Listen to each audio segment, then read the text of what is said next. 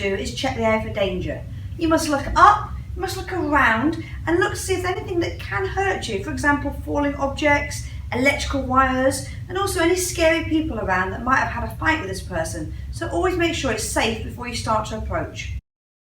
After you've checked the air for danger, the next thing you need to do is check for response. Now ideally you want to try and approach a casualty, if at all possible, from the feet. That way they don't injure the neck by looking up, because if you just suddenly stood over their head, they actually have to lift their head upwards in order to be able to see where you are. So try and approach them for their feet and see if they can respond to your verbal commands, such as, "Hi there, can you open your eyes for me?" Then we're going to see if they respond by pain. So you're going to push down on the collarbone like so, or pinch the ear, see if you can get a pain response. If you don't get no response, shout for help. Help! Then we need to open the airway. We lift the chin up and tip the head back. This opens the airway by moving the tongue out of the way, as these two pictures clearly show you.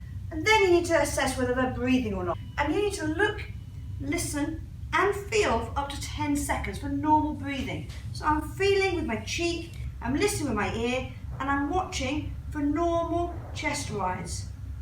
Now it's so important to look, listen and feel for a whole 10 seconds, because an adult will be breathing round about 2 to 4 times in these 10 seconds.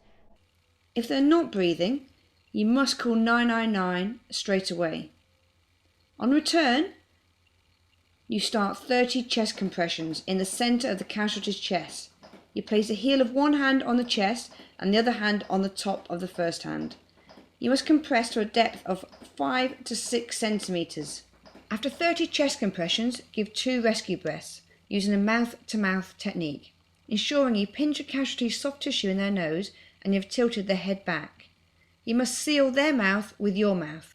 You then continue with 30 chest compressions and 2 rescue breaths until help arrives or until the casualty has normal breathing. Chest compressions should be given at a rate of 100 to 120 times a minute and should be at least a depth of 5 to 6 centimetres.